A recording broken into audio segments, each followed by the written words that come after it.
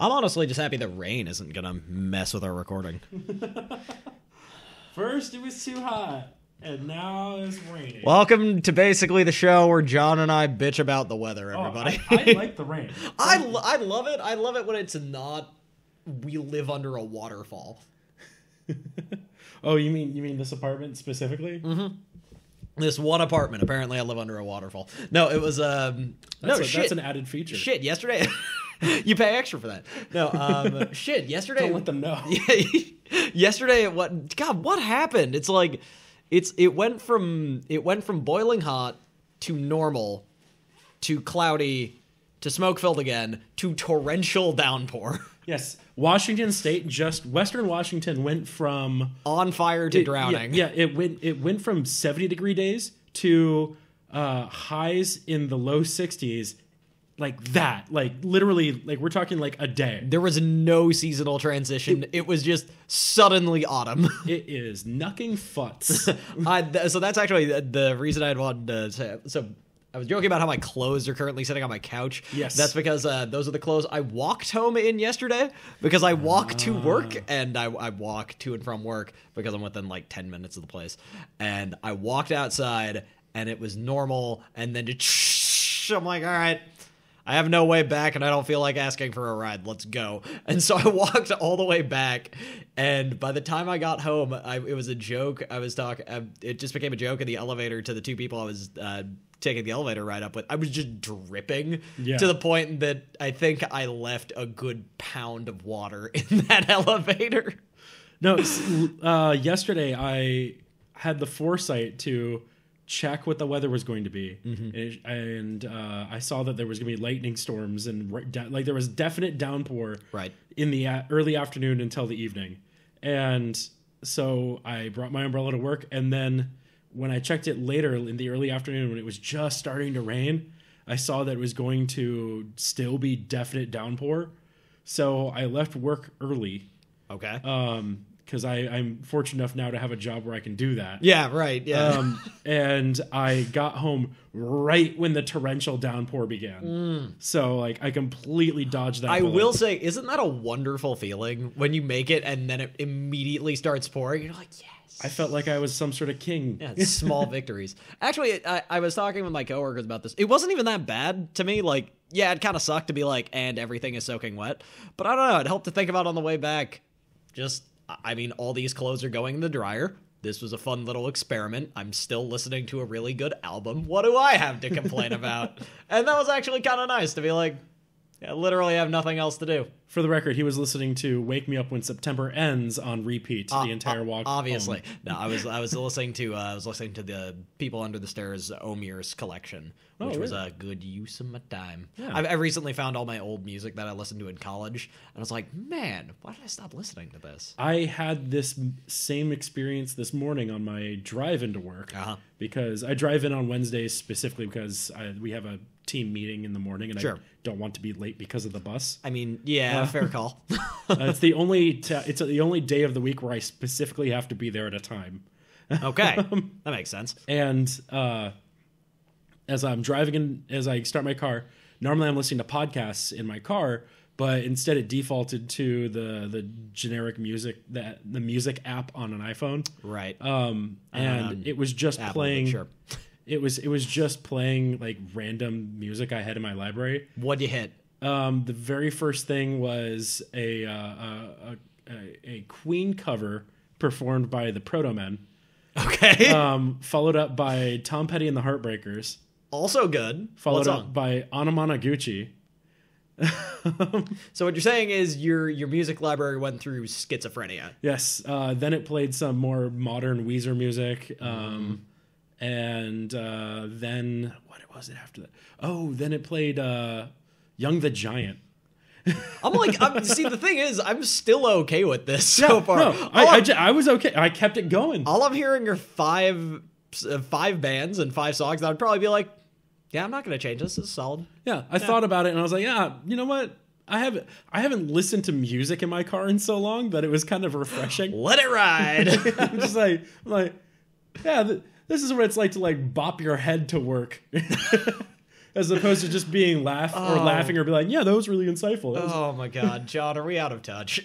I've been out of touch my entire life. I don't give a fuck. You know what? This is actually pretty fitting because I'm just thinking of the quote from the Simpsons episode I recommended to you last week that was really fitting of when Principal Skinner ends up at the 4-H club. There's no one here at the 4-H club. Am I so out of touch? No, Seymour. It's the children who are wrong. Exactly what I'm thinking right now. Just like, no, John, we're not out of touch. Culture is just wrong. Well, I mean, I will make the argument that I'm finding out more and more that people who are teenaged or around the early 20s do listen to podcasts. So what you're saying is we need to advertise harder to the youth? How are we going to find youth, though? I mean, we could just make fidget spinner noises into a microphone. I could bring my fidget spinner. I can do that. Do you own one? Yeah, I own a fidget spinner. Am I officially older than you? Is that what just happened? Is that just established? See, no, the key point here is I didn't buy my fidget spinner. It was gifted to me. Okay, fair. Now that makes... All right, fine. No, I'm still younger than you then. Okay, we're good. We're good. We have established hierarchy again, everybody. Yes. John remains older or alpha? I'm not sure which. Neither. All right, everybody. Let's start this show. 3, 2, 1.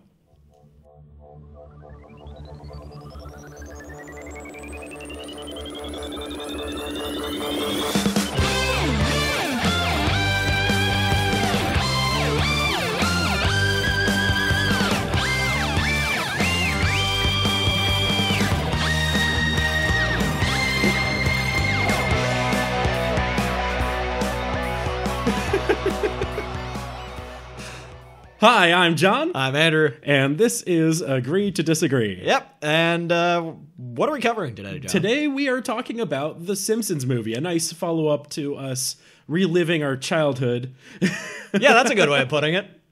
I mean, what if reliving my childhood was watching episodes of The Simpsons that I drunkenly watched 2 weeks before we decided to do that episode? Does that still count as childhood? Does it count as childhood if alcohol is consumed at a legal point in your life? No? Yes? Okay, so not my childhood then. My wasted young adulthood? I mean, I've met people who are like in their 50s and they're still just basically 16-year-olds. Wow, all right. That's a place I never want to be in my life. I feel like I'm 50 and I'm 26. What does that make them? Well, it balances out when you're in your 40s, I think. Okay. I hit middle-aged and just go back to being, 20? Or younger. That sounds like a horrible middle age. Yeah. Imagine if I had children and I was just drunk half the time. And then you might do something crazy like buy a sports car. or pull a Homer Simpson and try and jump a gorge. Back to the movie. Yeah, they made a fun reference to that look movie. Look at but that. We're getting ahead of ourselves. Excellent tie-ins. It's like I'm getting good at this whole podcasting thing. Let's get back to the show before we start actually having an existential moment. Mm-hmm. Or an outward-facing existential moment. There we go. That's the better term for it. All right. So, very first thing. Mm-hmm. I don't know if you watched a 100% legal version of this movie. I did. Turns out, actually, I found this out today because a buddy of mine was suggesting this to me. I'm like, shit, I need to find the Simpsons movie in like a couple of hours because I have to record a show. And he was just like, why don't you just use a pirated version? I'm like, I have, and this was my comment, is like, my phone is encrypted because of work, and so I don't want to do those things on my phone because, potential for ruining my entire career. So I'm scanning through legal sources. I'm like, oh, it's only $3 on YouTube. That's not bad. And I search FXX because it's where Simpsons World is, and that's where I found all of our episodes we watched on the podcast for free. It's like, they're bound to have it, right? Tried looking it up on there, and it's like, well, why don't you try HBO? Like, shit, really? Look it up on HBO. Yeah, completely free. It's on HBO? For free. Oh, I didn't know that. Yeah, there we go. Their stream sucked. I don't know why. HBO's connection was all over the place today. They're probably getting hacked again. Isn't everything always on the verge of being hacked, though? Yeah, but when you make Game of Thrones, I have a feeling you're just naturally getting hacked more. Yeah. So the reason I brought that up, the legality part, was I watched a DVD copy. Okay. First DVD I've watched in quite a while. I was going to say, reaching back to the early 2000s with that tech there, John. I was watching a DVD copy of it that my parents owned, and the very first thing that struck me was the FBI warning. Because right after the FBI warning, there's actually an EPA objection right after that. where the EPA officially has like the blue screen, like the FBI warning. And it says that they are specifically objecting to this movie because of the negative light it paints towards the EPA. Are you fucking serious? The whole joke about that is they took the most inefficient, like, objectively good organization and made them evil. Like, of course we all know the EPA is fine. Well, no, okay, I say that and I'm a Washingtonian. Okay. If you are remotely on the left side of politics, you are in full belief that the EPA is the most harmless organization in human history. They're also the people that keep our air from being poisonous. I mean, come on. We don't hate you, EPA. We just love occasionally making fun of how pathetic you can be. Whatever. I mean, it's fine. Learn to take a joke, guys. They're within their legal right to make the objection of the negative portrayal of the EPA. Yeah. Specifically because, as we stated before in our podcast, part of the reason people have such a negative view of nuclear power in the United States is because of The Simpsons. Yes. Yep. Because everybody thought that all of the reactor operators were Homer Simpson, when really you could not do that job in any way the way he does it. See, America as a collective didn't realize that was the joke. Side note: there's actually a conspiracy theory because Matt Groening went to Evergreen State College and was actually a super environmentalist that was done on purpose to try and get people away from going into nuclear energy. I wouldn't dismiss that. I would not immediately dismiss that had nothing to. I see what you're trying to say. Yeah, no, I get you. So I would immediately believe that for the sake of translating subconsciously, for the sake of translating John Gardner-Ease to our audience, he is in fact attempting to say that because he went to an environmental school, it makes sense that hippie college. It makes sense that maybe Matt Groening may have purposely put that in. Yeah, whether or not he meant to or not. We're just gonna make sounds for a while. So. We open up to an Itchy and Scratchy short. Which was pretty great. Yeah, it was pretty great. It starts off with Itchy and Scratchy landing on the moon, and... Itchy inevitably trying to kill... Well, yeah, Attempted murder of Scratchy. Shit, I just realized, is Scratchy the mouse or is Scratchy the cat? No, it's Scratchy's the cat. Oh my god. I know this 100% because of what happens afterwards is... After Itchy tries to murder Scratchy on the moon, Itchy comes back and leaves Scratchy on the moon, and he becomes president of the United States. He becomes president of the United States, and there was a specific moment where he was riding in a car running for president, and someone was holding up a sign that said, Itchy Hillary 08. You can't see the face I'm making right now, audience, but I'm basically just staring into the void that is my existential crisis with modern politics. It's lovely. So then, as the short goes on, it comes towards the end. Yep.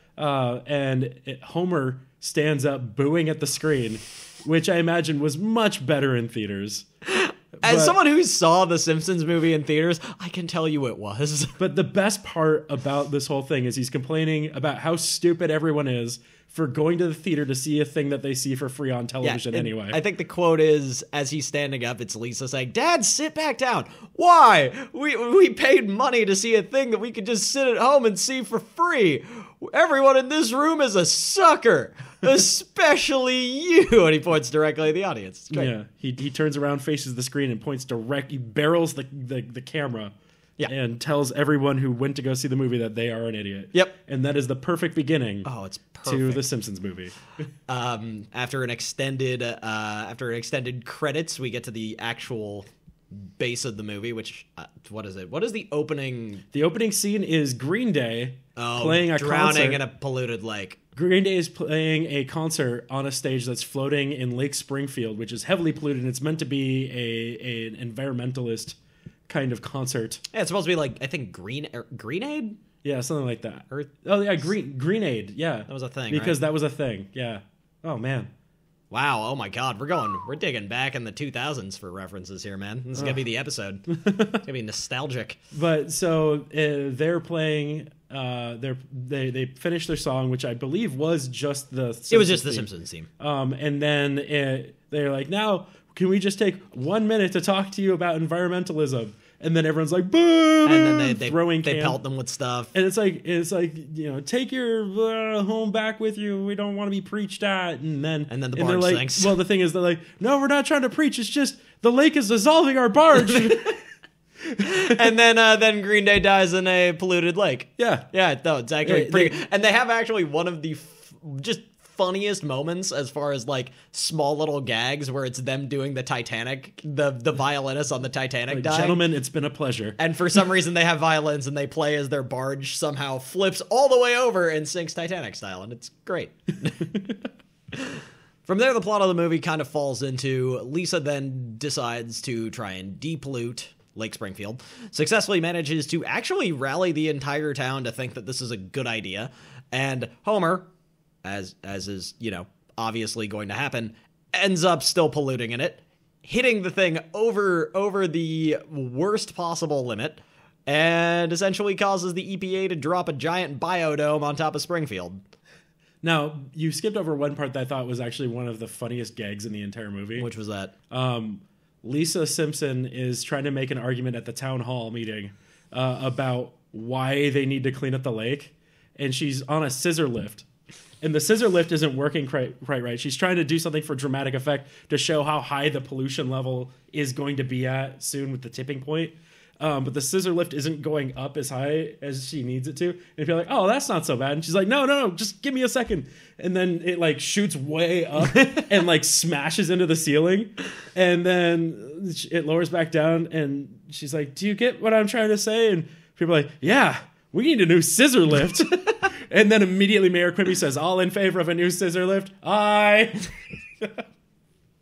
And then from there, so the biodome happens, and then from there, the town figures out that Homer is actually the cause of it. They chase the Springfields chase the Simpsons out of Springfield. Jesus Christ, what's wrong with that? The Simpsons managed to get out of the giant biodome because due to a sinkhole that Homer didn't fix in their backyard that Maggie knew about because fuck it. There's a great moment there where everyone has escaped except for Homer, and Homer's like, "So long, losers!" And he just jumps into the sinkhole, but his fat keeps him from sinking in, and he's just slowly sinking in. And he's given the double bird. He's given the double bird, shaking his fists around to everybody, just and then realizes he's not sinking and just starts digging himself in while they're like clawing at his head. I think they hit it with a rake at some point. And then his mass causes the sinkhole to grow so large that the entire Simpson household gets stuck in a whirlpool and just sucked into the earth. Yep. As if they were never there. And it shuts out the town and they're locked back in. From there, the Simpsons escape to Alaska due to some dumb thing that Homer thought of. Yes, Homer apparently has always figured that they would need an escape plan at some point. Which, in fairness, that is actually probably the most forward-thinking that Homer J. Simpson has ever been in his entire life. I will make the argument that throughout the series, Homer Simpson has always seemed to plan something. In fact, I would say that the bulk of his mental capacity is taken up by a scheme. And mostly by a scheme just in case his other scheme didn't work. He plans more for the backup plan on how to get everybody to care about him again than he does for the first scheme. It's a pretty consistent error in his thought process. Yeah, what a toxic person. And then from there, the Simpsons escape to Alaska. Then they find out Springfield is going to get blown up, head back to the town, get back inside. The other three get arrested. Homer manages to figure out his way back in. They're going to try and blow up Springfield. And then he and Bart manage to throw the bomb outside, blow up the dome, and bam, movie over. Mm-hmm. That's like the shortest, sweetest summary I can give. This movie, I believe, is like a tight 90 minutes. It's actually really short. It's like 82 even. I doubt it's even 90. Yeah, because I remember it being over before I realized. I'd settled in because I'm so used to watching like our modern cinema experiences that we have where it's like every movie now feels like it needs to be an epic. Yeah. I feel like the MCU, God, why does everything come back to the MCU when I'm on this show? Because the MCU is the biggest thing in cinema right now. Oh, God. I feel like that has absolutely ruined that ability to tell a story in 90 minutes. It feels like everything has to be a 2-hour long thing. And even then, it's not even 2 hours because guess what? The sequel will expand on this inevitably. It's not actually 2 hours because every movie ends with a lead into the next movie. Nothing ever ends anymore, John. Nothing. And there is always a sequel hook. Thank you, Disney. Thank you, Disney. Oh, Speaking of which, there's another joke in there that I absolutely loved, which is there's a part in the movie where Bart throws a giant black bra on his head and dances around and he says, "Look, I'm the mascot of an evil corporation." It's like, all right, you know what? I'm just gonna throw down my main point about this right now. Now that we've done the summary, this movie is just a collection of very, very funny, small, singular, unconnected jokes. As a movie, I don't think it works, and I don't think it's functional. But as just a collection of very good Simpsons setups with pretty decent short-term payoffs, it is actually quite entertaining. Yes, it's almost Family Guy-esque, except for the fact that everything that happens because of the plot, rather than cutaway gags. Yes. And this is the argument I want to make. At all said and done, I did enjoy the movie. I did too. But if I were to rate this movie, and this is a conclusion I came to today, actually, was that as far as a piece of cinema, as far as a movie is concerned, it's not a great movie. And even as far, if you were to just judge it as an episode of The Simpsons, it's not anywhere near the best episode of The Simpsons. No. Like, it's not bad, but it's not something that my big argument is, here you have a moment where you can do something amazing with The Simpsons. Instead of being tied down to a television show budget and a 20-minute chunk of time to tell a story, you were given 90. You were given at least 90 minutes, and it sounds like they didn't use all of it.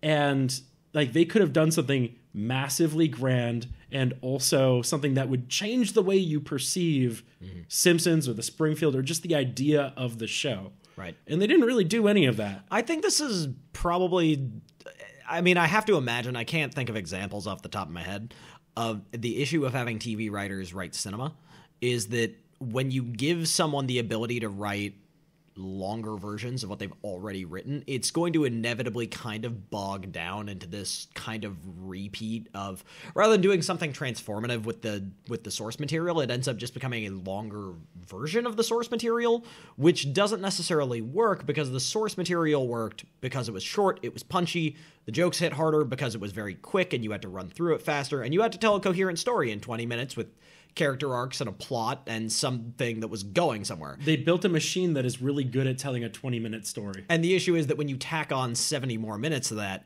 it doesn't make for as coherent a piece of work. Now, and here's my argument. They potentially could have been working on this movie for years before it came out. Like, they could have workshopped that thing to the point where it's like they were telling nothing but like gut-busting jokes the entire time that were timeless, even. They didn't have to be referential to anything specific to a time. Yes. And the other thing is, like, so there is a subplot that almost gets introduced in the movie where the town is sealed in the bubble and they have rolling brownouts that lead to just straight up power outages. And people, a few choice people from the town confront Mr. Burns about the electricity. And there could have been like a whole subplot where they overturn Mr. Burns and maybe even kill him. Because it's a movie. You can do that in a movie. And they didn't do anything with it. They could have made something that was much bigger than what they actually made. There were consistent, and I'll agree with this one, there were a lot of very good scenes that seemed like they could lead to something far more interesting that the ball was consistently dropped on. There was the Mr. Burns scene. There was pretty much most of the stuff under the dome that could have been a hell of a lot funnier than it ended up being as a weird post-apocalyptic society where everyone goes crazy. There were a couple of very, very funny moments with that. Yeah, but overall, it's just a subplot that ends up getting wasted for what ends up being the least interesting storyline, which is the Simpsons going to Alaska. They go to Alaska, but then the worst part about that is they go to Alaska and nothing fucking happens. Yeah, it becomes this thing. They go to Alaska and immediately turn back around. Right, and there's no reason they were there in the first place. There was no purpose behind it. There were a couple of kind of funny jokes. I still find the Eskimos sight gag is Oh, God damn it. All right. Explain. Side note, there is something, I think I explained this when we were talking about this on the last podcast, where it's like, I consider myself a man of a high sense of humor. I consider myself a decent enough intellectual, a kind of smart human being who pays attention to very, very funny dark comedies. And then I see something like the wordplay behind the Alaskan version of Moe's, which is Esky-Moe's. And I actually have to pause the movie because I can't stop laughing. And I don't know why, but apparently I am occasionally extraordinarily lowbrow. You know, occasionally the New Yorker is lowbrow. You're not wrong. I feel like I could do that. I feel like I am that to a certain extent, a human walking version of the New Yorker. You'd like to believe that, wouldn't you? Man's got a dream, right?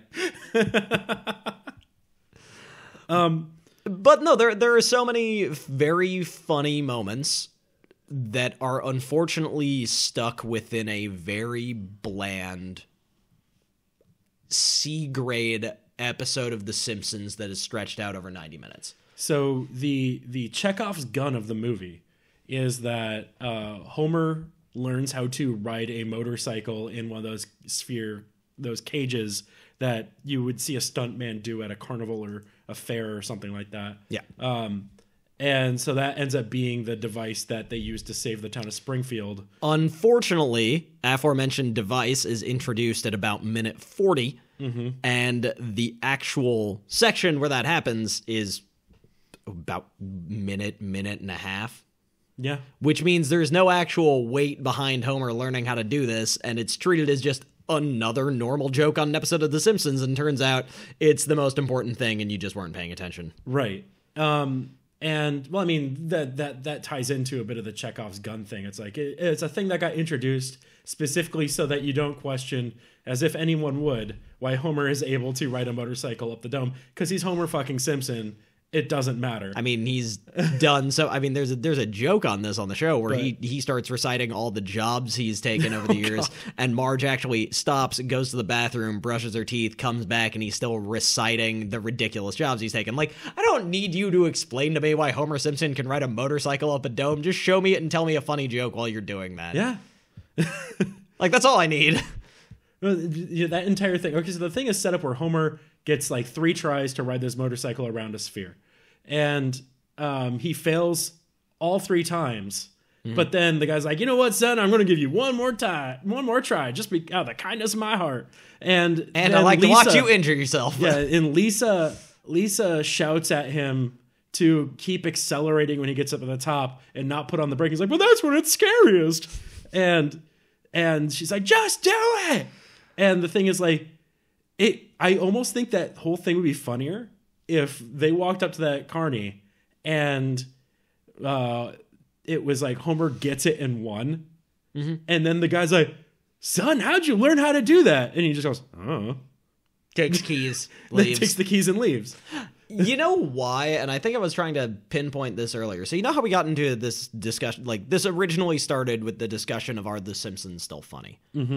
I think part of the issue with the movie is that because you made reference to Family Guy earlier. Yes. I think this was made during the era where The Simpsons was trying to emulate that. And I think the main issue with the film being as funny as it's trying to be is that they use exaggerated versions of the characters rather than just using the versions that were originally developed and letting the jokes tell themselves. Everything needs to be done 4 times instead of 1 time successfully. That motorcycle gag is the perfect example. Why does he need to fall 3 times? Why can't we just have Homer get it first try, grabs keys, shrugs it off, leaves? You tell the joke in, 30 seconds? Instead of 2 minutes. You don't have a character yell at them involving what's actually happening. What is it? That moment where he says, but that's where it's the scariest? Not nearly as funny as Homer just being like, takes keys, leaves. That's funnier to me. Yeah. And I think the issue was that with those 70 minutes, rather than letting the jokes naturally tell themselves, the writers explained the jokes to the audience. I don't know how many times I was watching it being like, that would have been funnier without that. there are too many moments in this movie where, like, I'm just thinking, like, why didn't Maggie, instead of pointing out the sinkhole and having them just jump through it, have to do that once? Then the tree moves back. Then Marge says, no, we're not going to play with you. Happens again. Maggie still points at the sinkhole. Still says that. Maggie face palms. Tree moves back. Third time, Maggie just jumps through. Mm-hmm. Why don't they just do that on one try? And that happens throughout the entire movie, where it's consistently, like, 2 or 3 times that they attempt to get the joke to land, where it's like, just do it one time, guys. Like, it would have been funnier.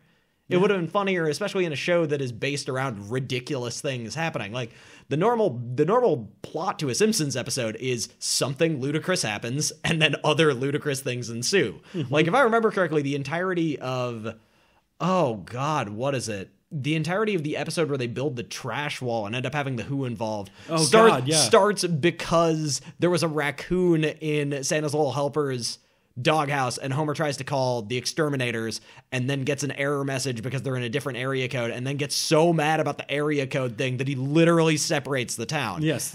And that's the setup to an episode. Like, that's ridiculous. We know crazy things happen in this universe. You don't need to tell us 4 times, guys. Yeah. In a lot of respects, even though something ridiculous did happen, which is the city gets encased in a dome and then actually gets scheduled to be blown up. Yeah, which is very, very funny.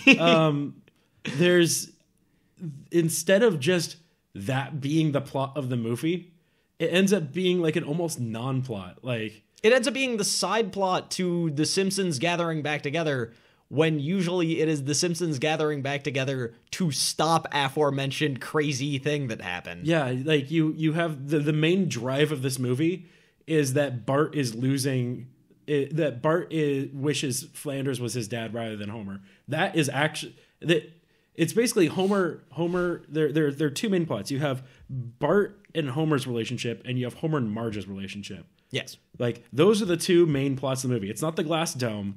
Which, by the way, is fine. Those plots have been entire storylines in the past. That's right. Okay.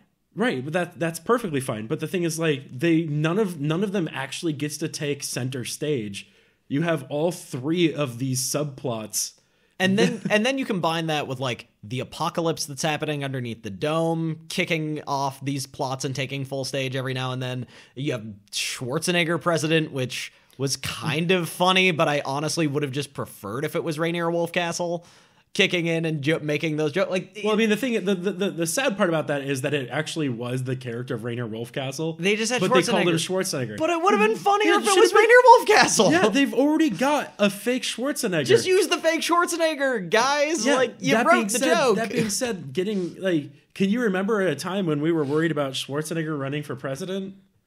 No. Because he legally can't. Yeah, I know he can't, but it was like an actual thing for a while that people were worried that there was something where the laws would get changed. Can we not? This is my hour that I get away from existential politics depression. All right, President Schwarzenegger does actually have a good line. He has a couple of good lines. I was elected to lead, not to read.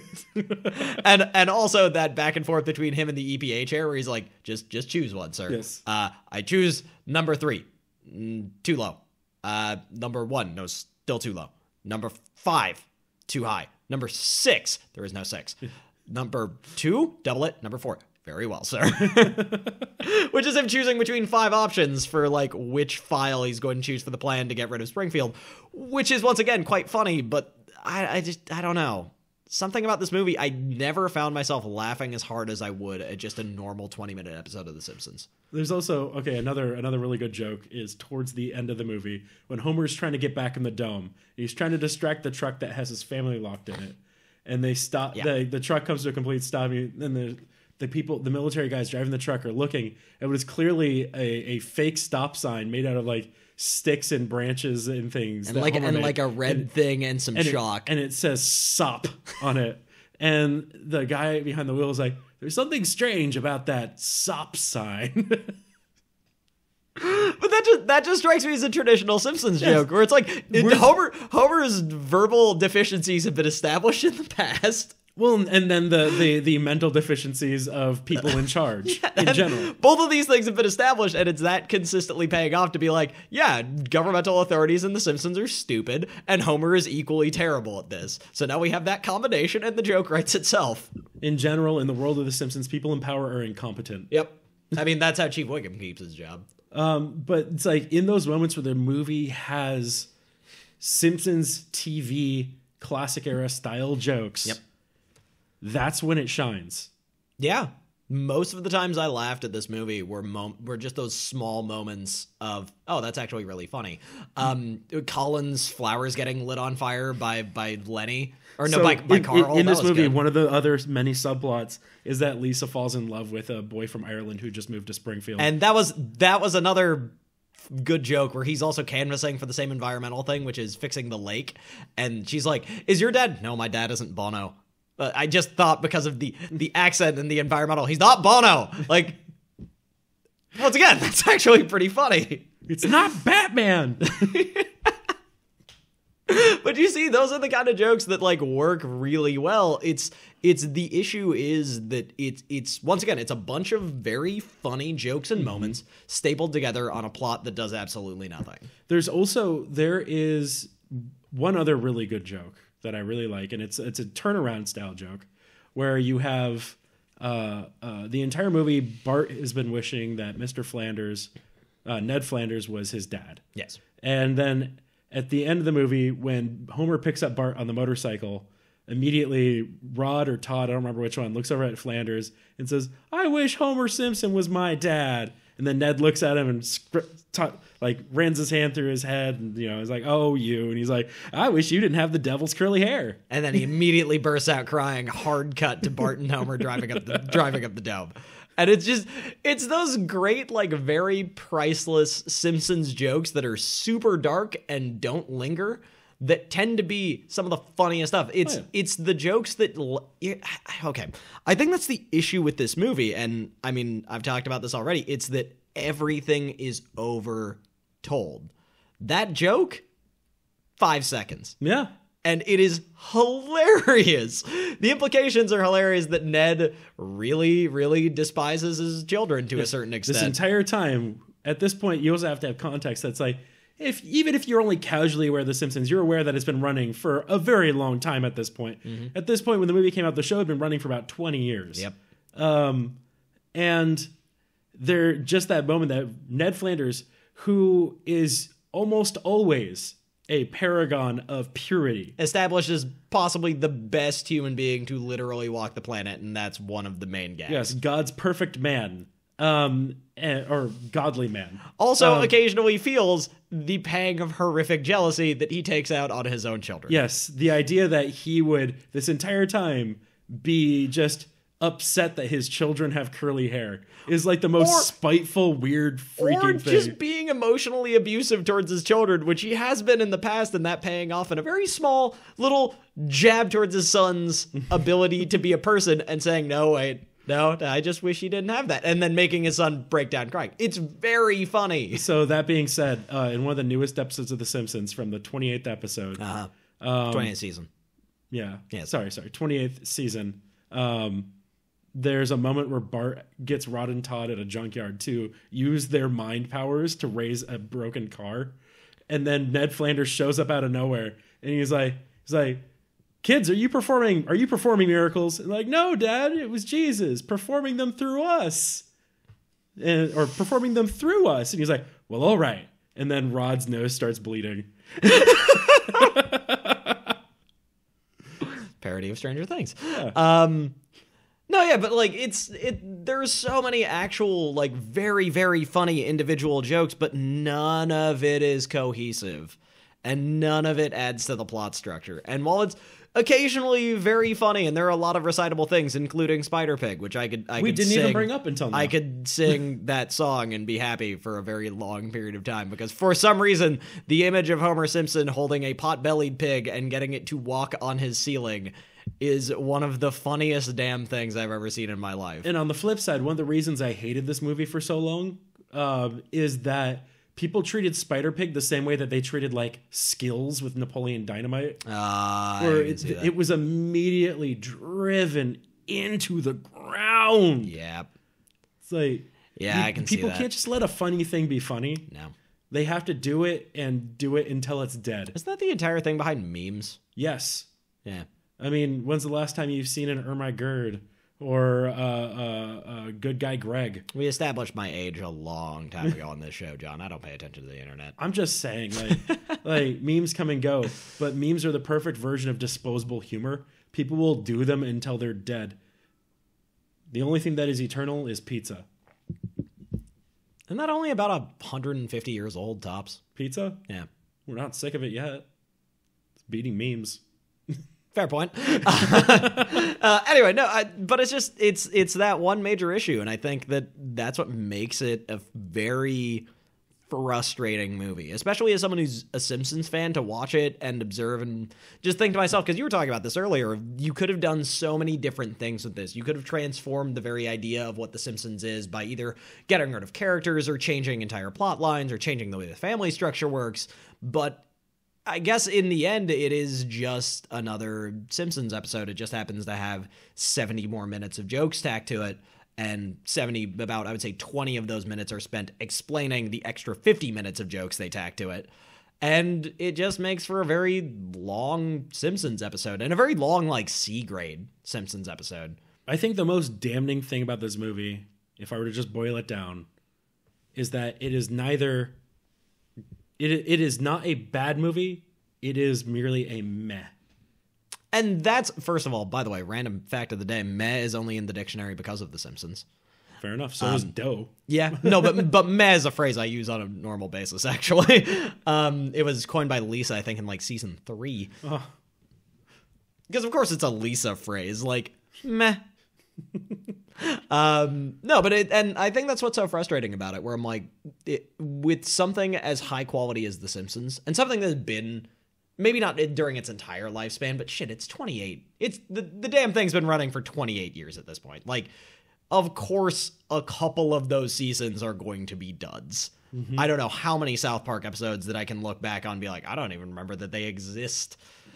That's fair. Out of 28 seasons, The Simpsons has been consistently one of the funniest shows on television, and it's just so frustrating, endlessly frustrating as a fan of this show, to be like, you were given 90 minutes, and you guys produced meh. Like, I have really no strong feelings towards this. There are some really funny moments and some good jokes, mostly bracketed by a boring plot with no real development of any storyline, and nothing was accomplished. And that's, I guess, kind of what annoys me so much, to take such a very important show to pop culture and just turn it into something that really doesn't mean anything. I think that's what's annoying about it. Yeah. There you go. Insightful commentary on the Simpsons movie, you guys. This is what happens when I have no sleep and I'm just like mad at everything. I feel like the audience at this point should just like take a base level understanding that if I'm talking into the microphone, I've either been drinking, I'm overly caffeinated, or I'm way too tired to put up with anything. You don't need the microphone for that. No, I just mean no one has ever heard me at a base level of like not pissed off or philosophical.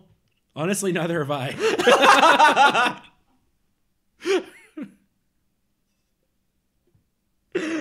Oh, God. All right. Now, fair point. So we haven't talked at all about what we're going to do next. No, we haven't, actually.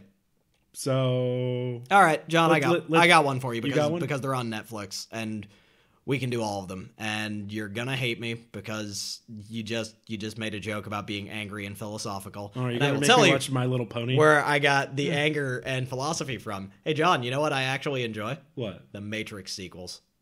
Oh. You're a monster. Yes, I am. Fuck you. We'll see you next time, folks. Bye, everyone.